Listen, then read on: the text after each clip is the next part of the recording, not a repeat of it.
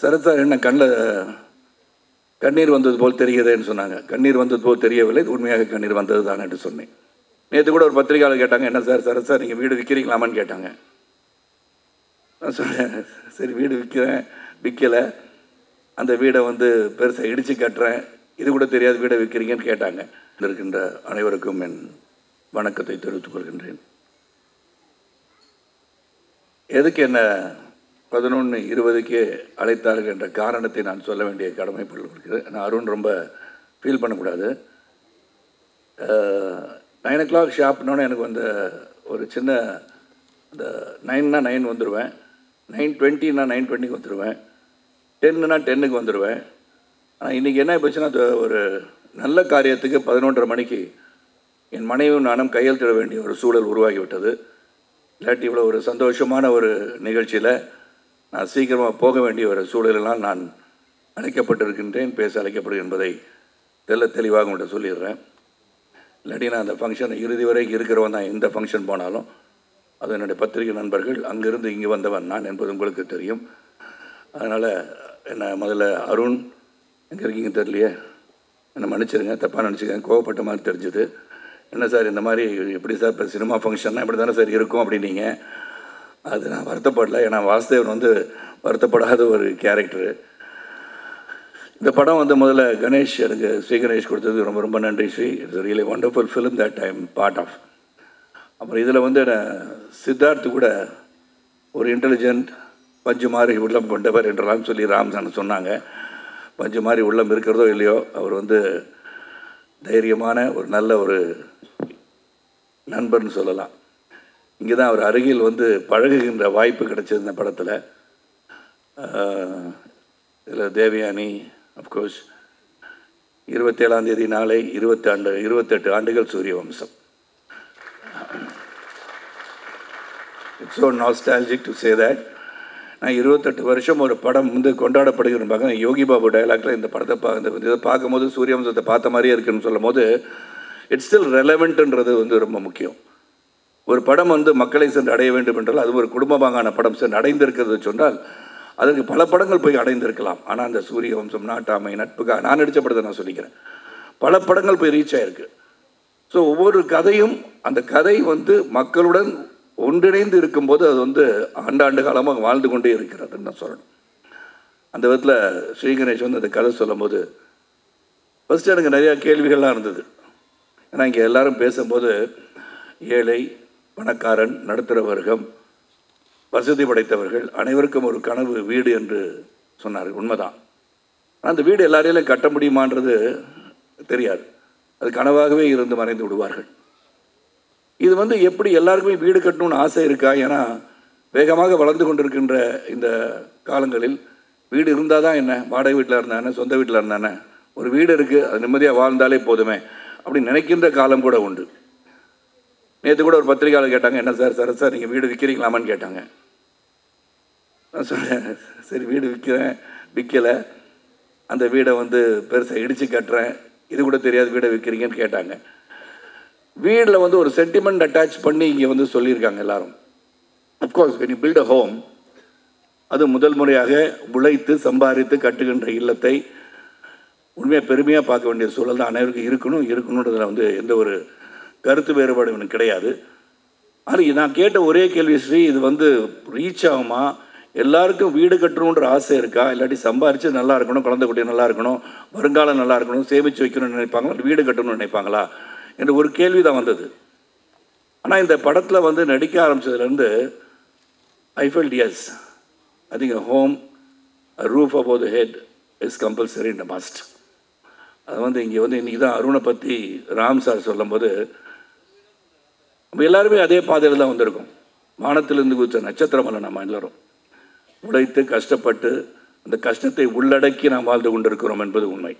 நான் அருணை பற்றி சொல்லும்போது அருண் இந்த மேடையில் நான் போன பிறகு அனௌன்ஸ் பண்ணுவார், இந்த மாதிரி அவர் அடுத்த படத்தை கதாநாயகன் நடிக்கிறதுக்காக தான் இன்றைக்கி ஷேவ் பண்ணிவிட்டு க்ளீன் ஷேவோடு வந்திருக்கான்னு நான் நினைக்கிறேன். எனக்கு மனசில் படுது.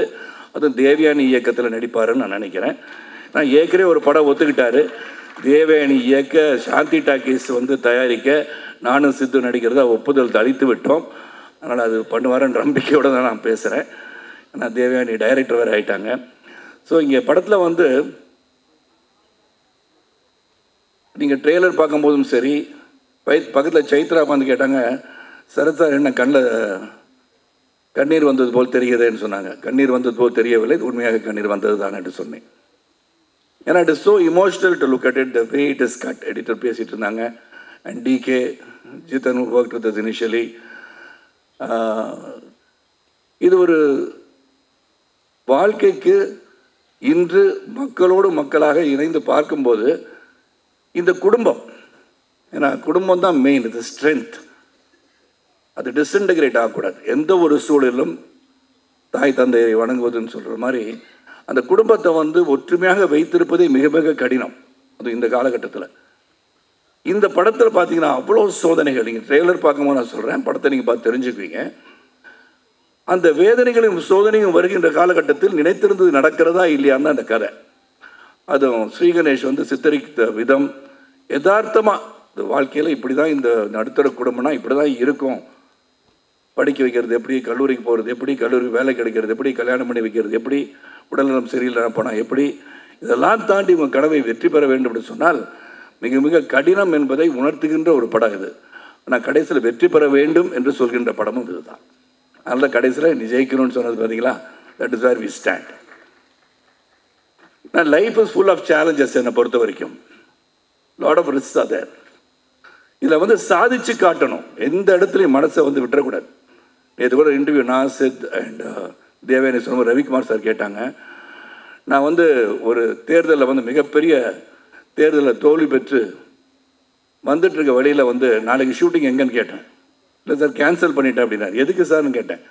இல்லை இந்த நேரத்தில் இந்த எமோஷனில் எப்படின்னாங்க. நான் சொன்னேன் சார் அது வேறு இது வேறு, நாளைக்கு ஷூட்டிங் வந்து நடிக்கிறேன்னு சொன்னேன். That should be your attitude, that should be the attitude to think. ஆனால் நம்ம தோல்வி என்பதை வந்து நம்ம நினச்சிக்கிட்டே இருந்தோம்னா வெற்றி வரவே வராது. பல தோல்விகளை கடந்து வருவதுதான் வாழ்க்கை என்று உணர்ந்தவன் நான்.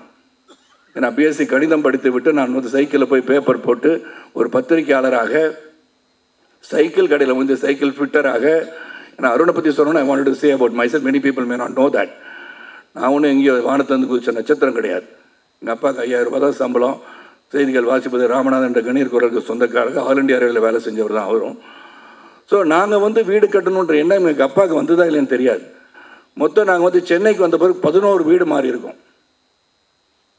My father never had the opportunity to build a house, but he develop me. நான் படித்து பாஸ் பண்ணி உழைச்சி சரத் நீ வீடு வாங்கணும்னு என்ன உந்துதல் பண்ணதை நினைத்து பார்க்க வைத்த படம் 3 BHK.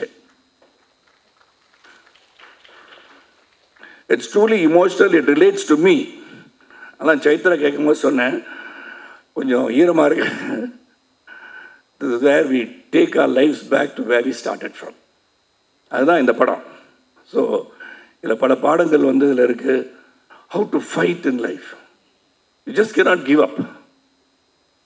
Go towards your aims and goals and ambitions, you can achieve it. அது முடியாதுன்னு நினச்சிட்டோம்னா then you're finished. ஒரு பாக்ஸிங் பவுட்டில் கீழே விழுந்தவுடனே யூ ஆர் லாஸ்ட்னு நினைக்கக்கூடாது. That's when you lose. Try to get up, you can win. எப்போது நம்ம விழுந்து விட்டோம் என்று நினைத்தீங்கன்னு சொன்னீங்கன்னா then you lose. But when you can get up then you can never lose. ஏன்னா அந்த ஒரு பஞ்சு கொடுத்துருமா தெரியுது, தடுமாறி விழுந்திருக்கலாம். ஆனால் when you get up maybe you can give a better punch and still make the other fellow fall. அதனால் என்னை பொறுத்த வரைக்கும் இந்த சேலஞ்சஸ் எப்படின்றது இந்த படம், அந்த சேலஞ்சஸ் எப்படி எதிர்கொண்டார்கள்ன்றது படம். இதில் நடிக்கும் போது we all became a ஃபேமிலின்னு சொல்லலாம். இது நோ எக்ஸாஜரேஷன். அதாவது ஆடியோ ஃபங்க்ஷன் வரும்போது ஏதோ வந்து பேசுகிறாங்க நினச்சிடாதீங்க. Really emotionally I am connected to 3 BHK. I am connected to this family of Vasudevan family truly, and this family is for ever நினைக்கிறவனா. At any point of time, say this is my family, Devyani will be my family, Chaitra will be my family, Mehta will be my family, Ganesh will be my family, and most of all, the most respected, இதில் ஒரு பெரிய அந்த சகோதரர் கிடைச்சிருக்காங்கன்னா அருண் விஸ்வா தான். So there is no doubt about it. Ram sir சொல்லும் போது I understood why he is fighting to make a good film அப்படின்னு நான் நினச்சி பார்த்தேன். அப்புறம் டிகே சிறந்த ஒரு கேமராமேன். நான் ஒவ்வொரு சரி அவரை பார்ப்பேன், சீகரேஷோடய பார்ப்பேன். ஏன்னா சில டைம்ஸ் இந்த கிரிட்டிக்கலாக ஏதாச்சும் நினச்சிக்கிட்டு மண்டை சும்மாவே இருக்காது. சித்துக்கும் அப்படி தான், எனக்கும் அப்படி தான். டவுட் வந்துகிட்டே இருக்கும். அது ஏன் நான் தொடர்ந்து நிறைய படம் பண்ணிட்டனால நம்ம மண்டையில் ஏதாச்சும் ஓடி இது பண்ணிடலாமோ அப்படி பண்ணலாமோ நினச்சிக்கிட்டு. So many times will raise few doubts. அதில் ஸ்ரீ கணேஷ் வந்து நிறையா இயக்குநர்கள் பார்த்துட்டேன். நான் Sri Ganesh is such sweet heart. அதை சொல்லுவாங்க ஸ்வீட் ஹார்ட்டட் டிக்டேட்டர்னு சொல்லுவாங்க. லீ குவான் யூ பற்றி சொல்லுவாங்க. Lee Kuan Yew person who love the people of Singapore. ஆனால் இவர் ஸ்வீட் ஹார்ட்டட் டிக்டேட்டர்னு சொல்லுவாங்க. அவர் வந்து செய்கிறத செஞ்சுருங்களேன் சார் அப்படின்றது நம்ம சிரிச்சுக்கிட்டு சொல்லுவார். அவ்வளோதான். நான் சொல்லுவேன் கணேஷ் இது மாதிரி இதில் இந்த டைலாக் இப்படி மாற்றி சொல்லிடுறேன் கணேஷ். சரி சார் அப்படியா சார் ஓகே சார் அப்படின்றார். சரி நான் அந்த டைலாக் எழுதி வச்சுட்டு சரி இது போய் சொல்லலான்னு போனோன்னே ஸ்டார்ட்டெல்லாம் வச்சுட்டு சார் சார் நான் சொன்னதை மட்டும் அப்படியே சொல்லிடுறேன் சார். இதுதான் ஸ்வீட் ஹார்ட்டட் டிக்டேட்டர். நீ அதை மாற்றிலாம் சொல்ல வேணாம் சார், எனக்கு தெரியும் சார், ஸ்கிரிப்ட் எழுது நான் கட்டி பிடிச்சிட்டு இருக்கேன் அந்த புக்கை நான் எழுதியிருக்கேன், எனக்கு தெரியும் சார், நீங்கள் பெரிய நடிகராக நிறையா படம் நடிச்சிருக்கலாம், நான் சொன்னது மட்டும் செஞ்சுருங்க sir. I like that about him. Conviction that what he has written will be there in the screen சொல்லி நினச்சது தான் ஸ்ரீ கணேஷ். இனிஷியலாக என்ன இப்படி சொல்லிகிட்டே இருக்காருன்னு பார்த்தேன். But Ganesh hats off whatever you felt. Sarath இந்த மாதிரி கேட்டுகிட்டே இருக்காரு கேள்வினா கேள்வி கேட்கும்போது தான் நல்லது வரும்ன்றது என்னுடைய நம்பிக்கை. So if you feel I have done anything ஹாஷா அதை சொல்லியிருந்தேன்னா சொல்லலை, இருந்தாலும் I apologise if I done anything any harm to your mind, mentally I disturb you. I felt like saying that to you. ஆனால் இந்த படம் வந்து ஒரு கிரேட் எஃபர்ட்னு தான் நான் சொல்லுவேன். How it's going to reach the mass, how எங்கே போய் ரீச் பண்ண போகுது அதெல்லாம் எங்களுக்கு தெரியாது. We have done our job well. Vasudevan has worked well, Shanti has worked well, Aarti has worked well, Prabhu has worked well, and Aishu has worked well. Correct தானா Chaitra? Sorry, நான் குடும்பத்தை மறந்துடக்கூடாது, அதனால தான் சொன்னேன். So everybody has done the part. அதில் வருகை தந்தவங்க அனைவருக்கும் மீண்டும் உங்களை சந்திக்கின்ற வாய்ப்பு வரும். இந்த படத்தை போய் பாருங்கள். அண்ட் ஒன் திங் நான் எல்லா இடத்தையும் இப்போ சொல்ல ஆரம்பிச்சிட்டேன். The audience, when you go and see, other than the press and the media who are authorized, who are given the rights to even criticize a movie or write good about a movie, they've got the right because they are film critics. But as the audience, when you go padam paakumbodhu, keep your judgment reserved. Let everybody see it and come up with an opinion. படங்களை போய் பார்த்து உள்ளே இருந்துக்கிட்டே மச்சான் உள்ளே வந்துடாதரா படம் நல்லா இல்லைன்னு சொல்லிடாதீங்க. ஏன்னா உங்கள் வியூ அப்படி. Taste differ. ஒருவருடைய விஷம் இன்னொருத்தருக்கு அமிர்தமாக இருக்கலாம், அது நமக்கு தெரியாது இல்லையா? So let them all go there, you all go watch the film, let every individual make their own decision how this movie is.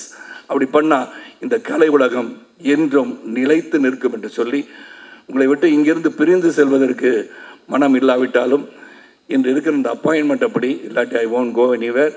நான் பத்திரிகையாளர் சிலர் கேள்வி கேட்கணும்னு நினைப்பாங்க என்ன, அதுக்கெல்லாம் பதில் சொல்லியே நான் பழகியிருக்கேன். என்னை பொறுத்த வரைக்கும் கனவெல்லாம் நிஜமாகும் சொல்லி வரிகள் இதில் இருக்கு இல்லையா? நீங்கள் எல்லாம் உழைச்சோம்னா, உண்மையாக நாம் அனைவரும் உழைத்தால் உழைப்புக்கு ஒரு வெற்றி உண்டு.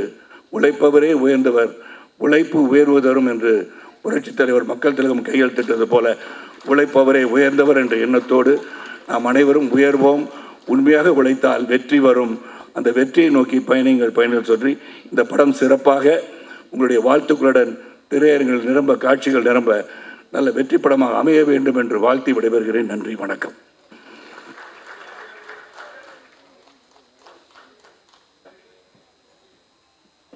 Sir thank you sir. So sir நீங்கள் இப்போது கிளம்புறனால entire 3 BHK cast and crew ஸ்டேஜில் இருந்து ஒரு ஃபோட்டோ மட்டும் எடுத்துடலாம் சார். ஓகே சார், ப்ளீஸ் எல்லோரும் ஸ்டேஜ்க்கு வாங்க ப்ளீஸ்.